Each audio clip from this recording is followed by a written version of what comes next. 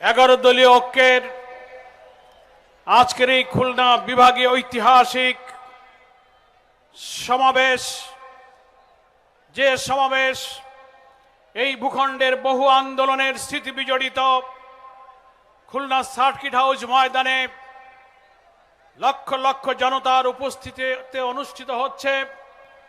এই সমাবেশের সম্মানিত প্রধান অতিথি বাংলাদেশের মানুষের জননন্দিত নেতা, আগামী দিনের নতুন বাংলাদেশের স্বপ্ন সারথী, বাংলাদেশ জামাত ইসলামীর আমির, 11 দলীয় জোটের শীর্ষ নেতা, জাতীয় সংসদের সম্মানিত বিরোধী দলীয় নেতা ডক্টর শফিকুর রহমান, অন্যতম বিশেষ অতিথি বীর মুক্তিযোদ্ধা, এলডিপির প্রেসিডেন্ট, সাবেক মন্ত্রী ডক্টর কর্নেল অলি আহমেদ, সম্মানিত বিশেষ অতিথি বাংলাদেশের বরেণ্য আলেম শেখুল হাদিস আল্লামা মামুনুল হক সহ সংগ্রামী জাতীয় নেতৃবৃন্দ, মাননীয় সংসদ সদস্যবৃন্দ এবং 11 দলের শীর্ষ নেতৃবৃন্দ সার্কিট হাউস ময়দানে উপস্থিত এবং নগরীর বিভিন্ন সড়কে সড়কে দণ্ডায়মান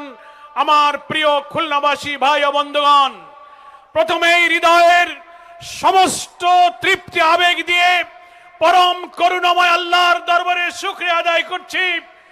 বৃষ্টি মুখর দিনে এমন এক উজ্জ্বল সূর্যের আলো দিয়ে এই জনসভাকে সুন্দর আবহাওয়ায় যে আল্লাহ তাআলা সফল করে দিয়েছেন, তার দরবারে শুকর আদায় করি আলহামদুলিল্লাহ। দূর দূরান্ত থেকে লক্ষ লক্ষ মানুষ সার্কিট হাউসকে জনসমুদ্রে যারা পরিণত করেছেন, সংগ্রামী বীর জনগণকে আমরা 11 দলের পক্ষ থেকে মোবারকবাদ জানাচ্ছি। কষ্ট করে যেসব জাতীয় নেতৃবৃন্দ এসেছেন খুলনা বিভাগের পক্ষ থেকে, তাদেরকেও আমি আন্তরিকভাবে শুকরিয়া এবং শুভেচ্ছা জ্ঞাপন করছি। সংগ্রামী বন্ধুগণ, আপনারা জানেন আজকের এই 11 দলীয় সমাবেশের প্রধান উদ্দেশ্য হচ্ছে 18 কোটি মানুষের রক্ত দিয়ে গড়া গণভোটের রায়কে বাস্তবায়ন করতে হবে। নির্বাচনের 4 মাস পার হয়েছে, ক্ষমতাসীন দল জাতির সাথে যে কথা দিয়েছিল সে কথা রাখেনি, 180 ডিগ্রি কথা উল্টায় দিয়েছে। গণরায় কি ছিল? প্রধানমন্ত্রীর সীমাহীন ক্ষমতার লাগাম টানতে হবে, রাষ্ট্রপতি প্রধানমন্ত্রীর ক্ষমতার ভারসাম্য, সাংবিধানিক পদ, অন্যান্য গুরুত্বপূর্ণ পদে দলীয়করণ চলবে না। এই সব বিষয়ে উচ্চ কক্ষে পিআর পদ্ধতিতে আরো অনেক গুরুত্বপূর্ণ 86টি সংস্কার প্রস্তাবে আমরা একমত হয়েছিলাম, যার প্রায় 40টি ছিল সাংবিধানিক। গণভোটের 4টি প্রশ্নে 70% মানুষ হ্যাঁ ভোট দিয়ে বলেছে এই সংস্কারের সাথে আমরা একমত আছি। এমনকি দেশের বর্তমান প্রধানমন্ত্রী, আইনমন্ত্রীরা যারা এখন গণভোটকে সংবিধান বিরোধী বলেন, রাষ্ট্রপতির আদেশকে বেআইনি বলেন, তারাও তো হ্যাঁ ভোটে ভোট দিয়েছিলেন। তার অর্থ হলো আপনারা হ্যাঁ ভোটে জয়যুক্ত করার অর্থ হলো আপনারা 84 সংস্কারকে মেনে নিয়েছেন।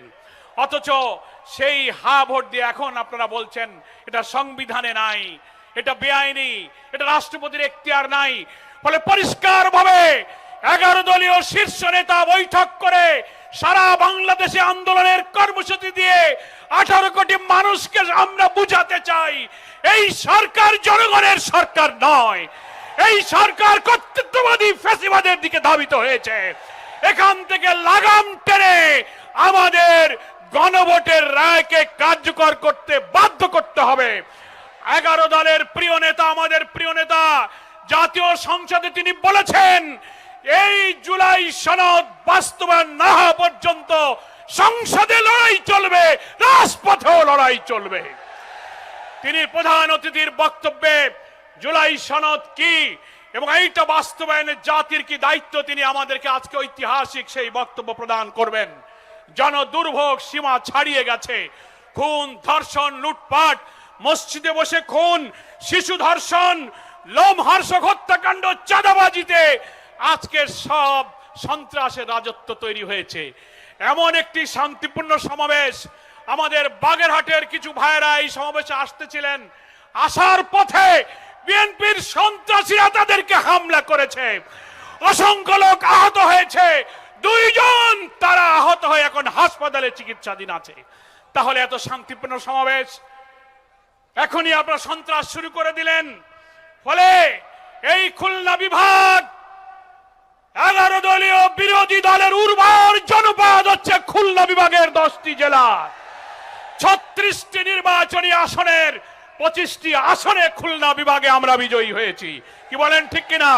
ফলে খুলনা বিভাগে যদি আলাদা সরকার হতো তাহলে 11 দলের সরকার প্রতিষ্ঠিত হতো।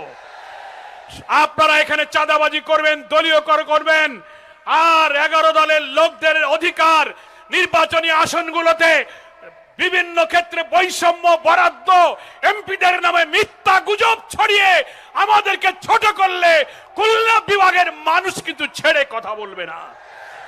সংগ্রামী ভাইয়ের আমার, আমি তাই আজকে এই 11 দলের পক্ষ থেকে সমস্ত নেতৃবৃন্দকে মোবারকবাদ জানিয়ে, সংগ্রামী খুলনাবাসী এই সমাবেশে যারা এসেছেন কষ্ট করে, বিশেষ করে আমাদের সম্মানিত আমির জামাত আল্লামা মামুনুল হক, ডক্টর কর্নেল অলি আহমদ, নাসিরউদ্দিন পাটোয়ারি সহ সব দলের নেতাদেরকে হৃদয় ভরা কৃতজ্ঞতা জানিয়ে, মহান আল্লাহর কাছে শুকরিয়া জানিয়ে আমি আমার বক্তব্য শেষ করে